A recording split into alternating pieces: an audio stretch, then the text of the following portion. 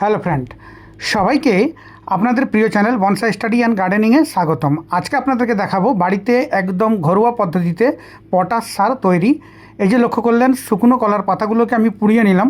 পুড়িয়ে নেওয়ার পর এক জায়গায় জমা করে তাকে পুড়িয়ে নিলাম। পুড়িয়ে নেওয়ার পর যে ছাইটা পাওয়া যাবে, অর্থাৎ শুকনো কলার পাতাগুলো পুড়িয়ে নেওয়ার পর যে ছাই বাড়ালো, ওই ছাইটিই হলো সবথেকে কার্যকরী এবং শক্তিশালী পটাশ সার আপনার প্রিয় টবের এবং বাগানের গাছেদের জন্যে।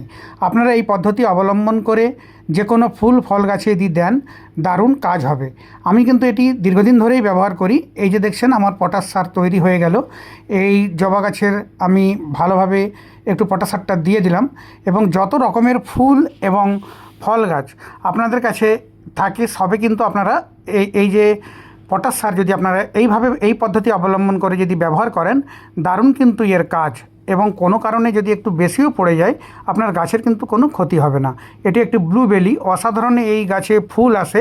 যাতে আরও প্রচুর পরিমাণে ফুল আসে, তাই এখন ফুল আসার মরশুম শুরু হতে চলেছে। তাই আমি একটু ভালো করে পটাশ সারটা খাইয়ে দিচ্ছি, যাতে ফুলটা আরও প্রচুর পরিমাণে হয়।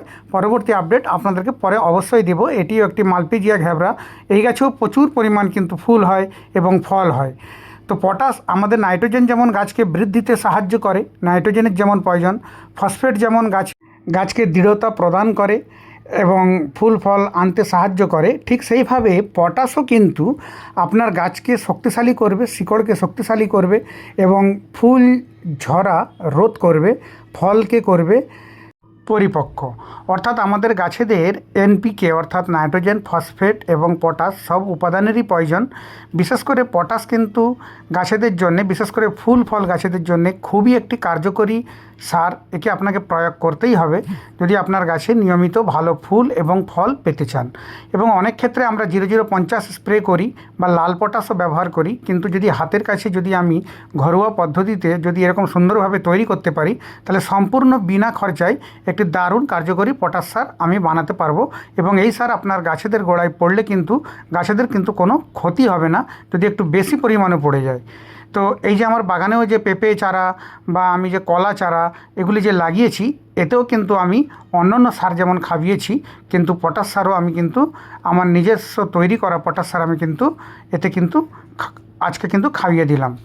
আপনারাও এই পদ্ধতি অবলম্বন করে যদি বাড়িতে পটাশ সার বানাতে পারেন, দারুণ কিন্তু কাজ হবে, কম খরচে এবং একেবারে সলিড এবং বিশুদ্ধ পটাশ সার আপনারা কিন্তু তৈরি করতে পারবেন।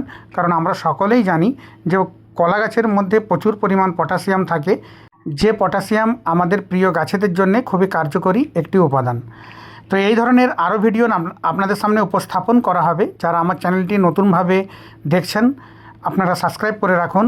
বনসাই শিক্ষা, গার্ডেনিং সম্পর্কিত নানা ভিডিও আপনাদের সামনে নিয়মিত আপলোড দিয়ে থাকি। যদি আপনাদের ভালো লাগে অবশ্যই পাশে থাকবেন। এই ছিল আজকের ছোট্ট ভিডিও। সবাই খুব ভালো থাকুন। অন্য কোনো ভিডিও আপনাদের সঙ্গে আবার দেখা হচ্ছে।